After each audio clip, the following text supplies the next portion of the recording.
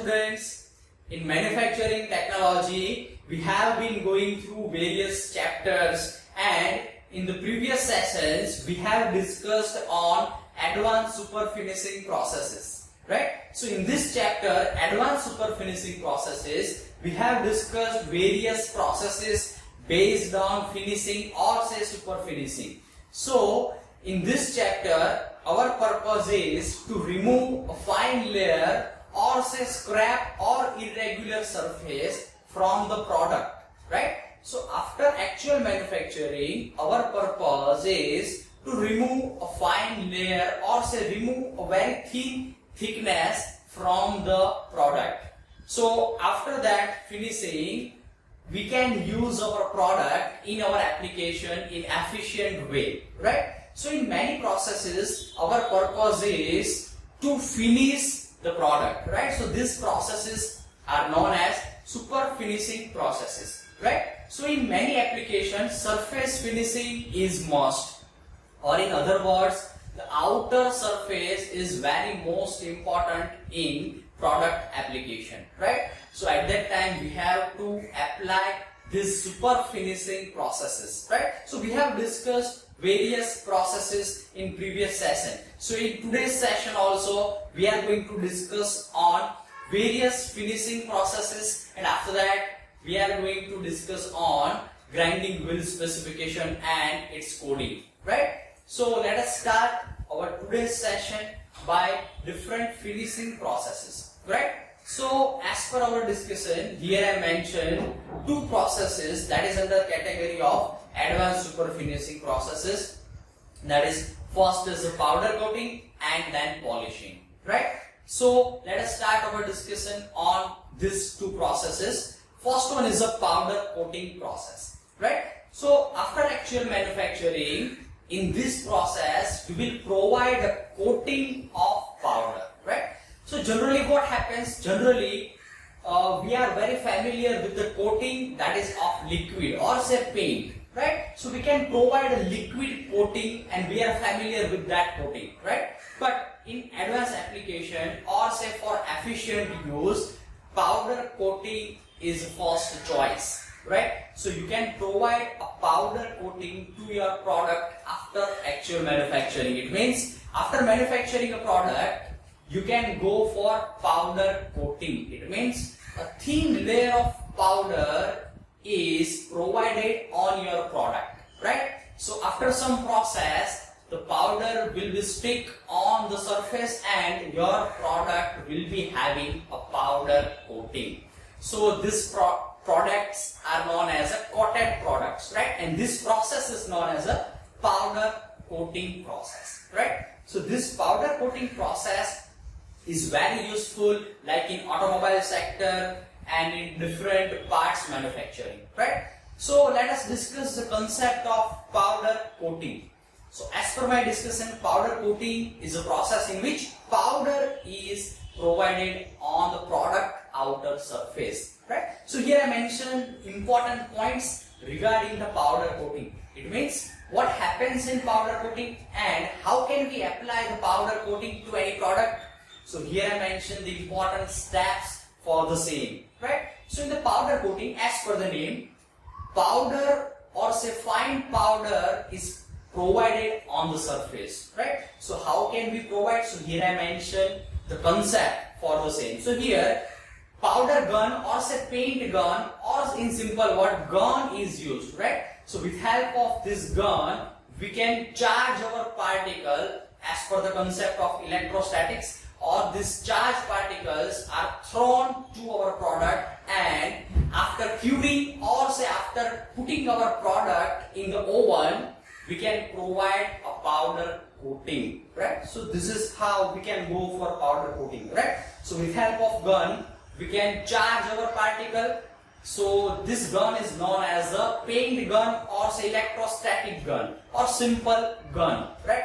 So this gun is very useful. So with help of principle of electrostatic, we can provide an electrostatic charge to our particle so that the particle will stick on the product surface, right? So this is the concept for powder coating, right? So here I mentioned the view for the powder coating. So gun is used in which particles or say our powder is filled, and with help of this electric connection or say with help of electric supply, we can charge our particle, that is electrostatic charge, and these charged particles are thrown towards our product and we can apply a powder coating.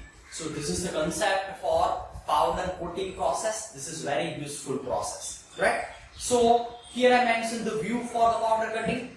After that, here I mentioned the view for our gun or say simply electrostatic gun, right? So here in the gun, what happens with help of electric supply, we can charge our particles or say electrostatic charge is given to the particles or say simple few fine particles, right? So our particles or say our powder to be painted or to be coated is filled in this gun, and after electrostatic charge the powder will be thrown towards our product, right?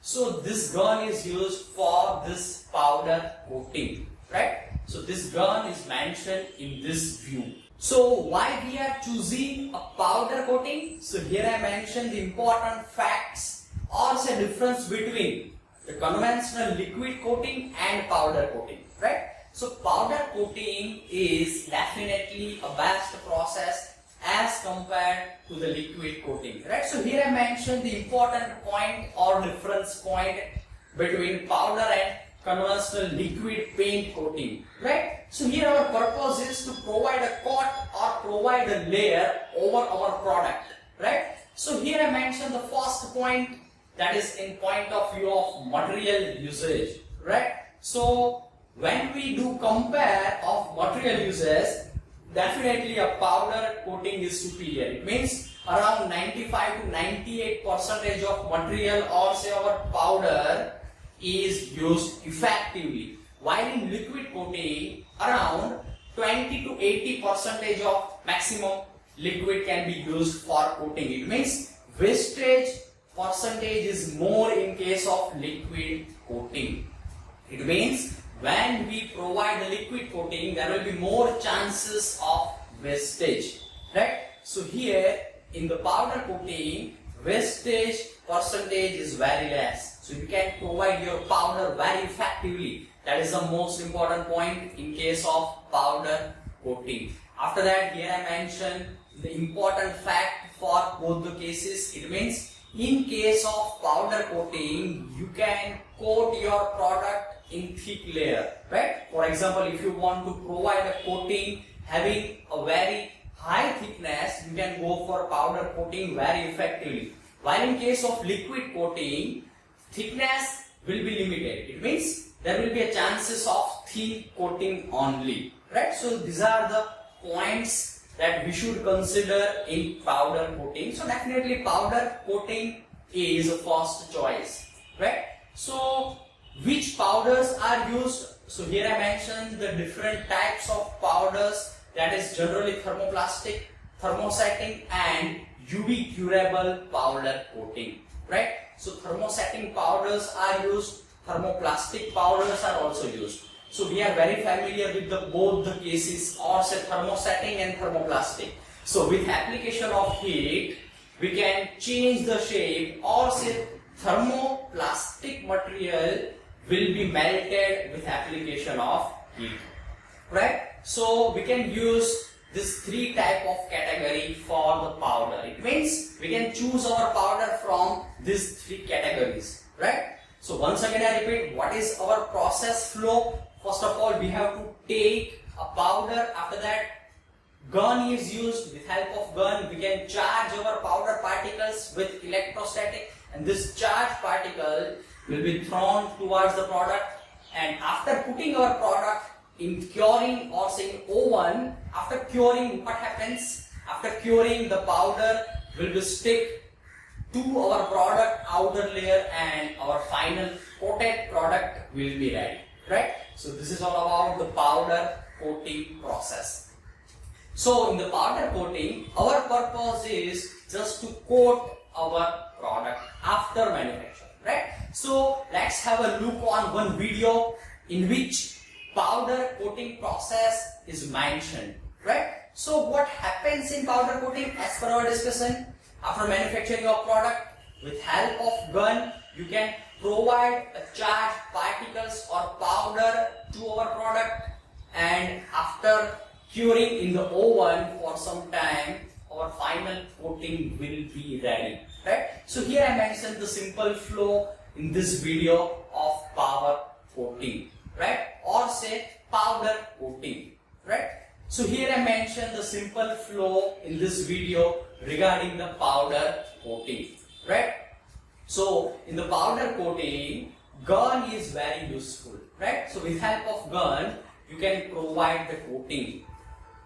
So after that, here I mentioned why we are using powder coating, or say which are the main advantages of powder coating.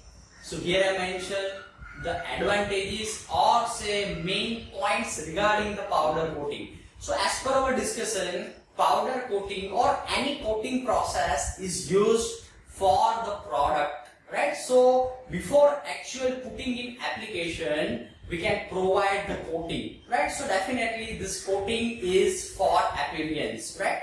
So definitely we can provide a superior appearance to our product with help of coating. So our first purpose or say primary purpose is the appearance of the product, right? So after that, here I mentioned in terms of mechanical properties. So with help of coating, we can improve or enhance our mechanical properties, right? So this is also important point, to enhance or improve our mechanical properties. After that, here I mentioned the next point, that is a resistance to the scratch or wear. So this point is very important. Sometimes what happens after putting our product in actual application, there will be a chances of wear and tear in the application, right? So we should avoid this type of scratch and wear so that product failure will be avoided, right? So with help of coating, we can reduce the chances of scratch and wear because outer layer will be coated, right? So this point is very important in product point of view, right? After that, here I mentioned regarding the corrosion resistance. So corrosion is the main problem. As we know that with help of this coating, we can avoid the corrosion, right? Or we can reduce the chances for the corrosion, right? So after that, here I mentioned the next process, that is the polishing. So we are very familiar with this word polishing. We can provide a polish to our product before putting in application, right? So polishing is nothing but to make smooth our product's outer surface. So with help of polishing, we can make a smooth surface. So with help of some abrasive particles or with help of some fabric or with help of some cloth, we can provide a polish to our outer surface, right? So we are very familiar with this polishing process, right? So polishing means to make smooth or shining outer surface with help of some abrasive or some cloth or fabric, right? So here I mentioned the polished product view. So after actual manufacturing, we can polish our product from the outer surface so that it will be very good in appearance and also some properties will be improved, right? So this is the polishing process. After that, here I mentioned the grinding wheel specification, right? So in the grinding wheel specification, we are familiar with the grinding process. So in the grinding process, our purpose is to finish any product's outer surface. So grinding wheel is nothing but it is a wheel having abrasive particles mounted on its outer surface, right? So when we are looking for the grinding wheel, there will be some specification or say some coding in grinding wheel. So here I mentioned the grinding wheel specification by some digits, right? So here I mentioned the specification for the grinding wheel. So here I mentioned one example for specification, right? So here, what is the first digit? Here it is 51.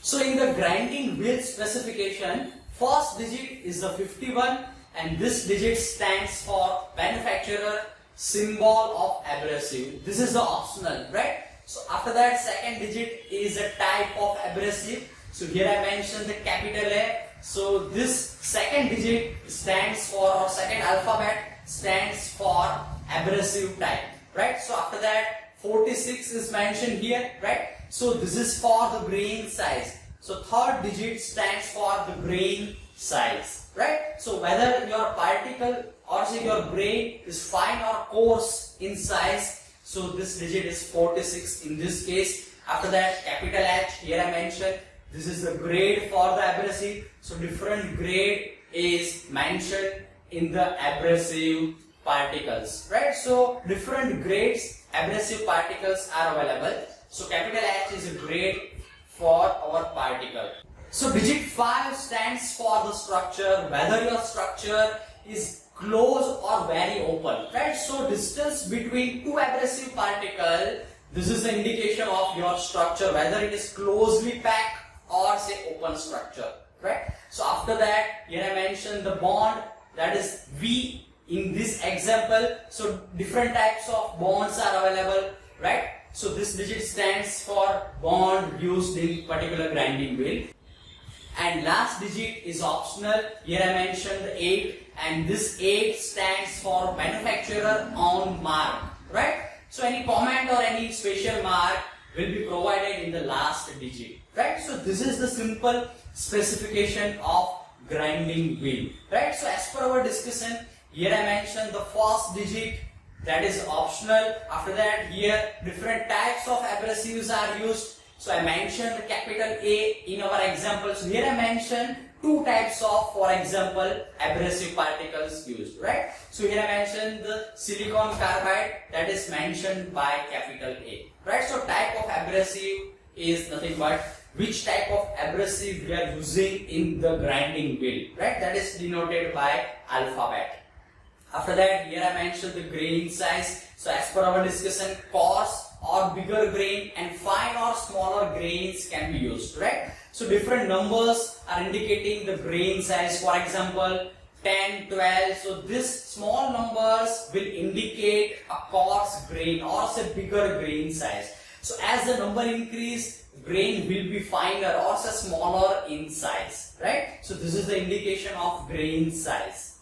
After that, here I mentioned the grade of abrasive, right? So here I mentioned the alphabet letters for the hardness, right? So soft abrasive particles are mentioned by A, B, C, D, etc., right? So abrasive hardness or grade is mentioned in this digit, right? So after that, here I mentioned the type of bond and structure, right? So what do you mean by structure? As per our discussion, structure will be very close or most open, right? So distance between two abrasive particles in the grinding wheel will be denoted by the structure, right? So here I mentioned the different digits for the structure. It means from closest to the most open, right? It means 1, 2, 3, 4 up to higher digit. When we go to the higher digit, it will indicate the most open structure. After that, here I mentioned different types of bond, right? So different bonds are available like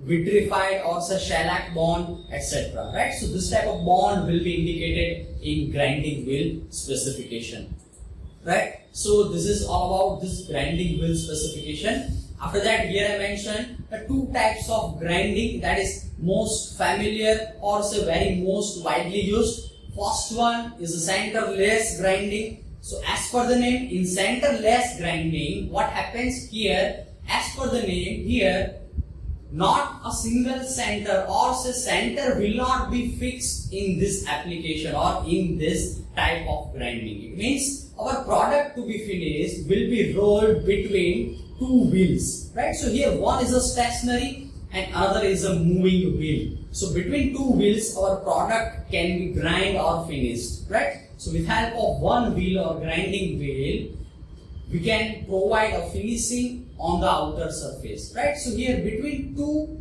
wheels or between two rollers, our product can be finished. That's why it is known as a centerless, because here one center or say our center will not be fixed. We can rotate our product between two wheels, right? Or say in any orientation.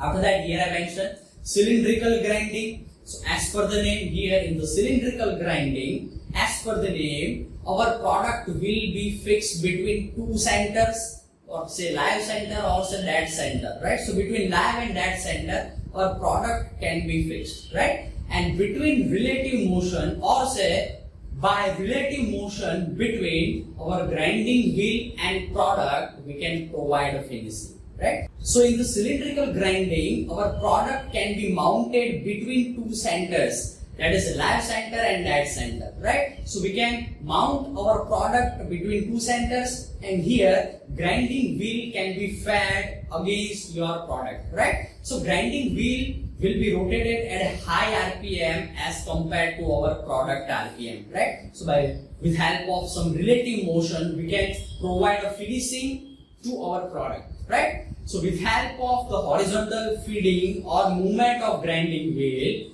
and some rotational means, we can provide a finishing, right? So this view is similar as a lathe machine. Between two centers, we can fix our product, and with help of some lateral movement and by feed, we can provide a finishing to our product by high RPM of our grinding wheel, right? So this is all about finishing processes and grinding wheel specification and two types of grinding used, right? Thank you all of you.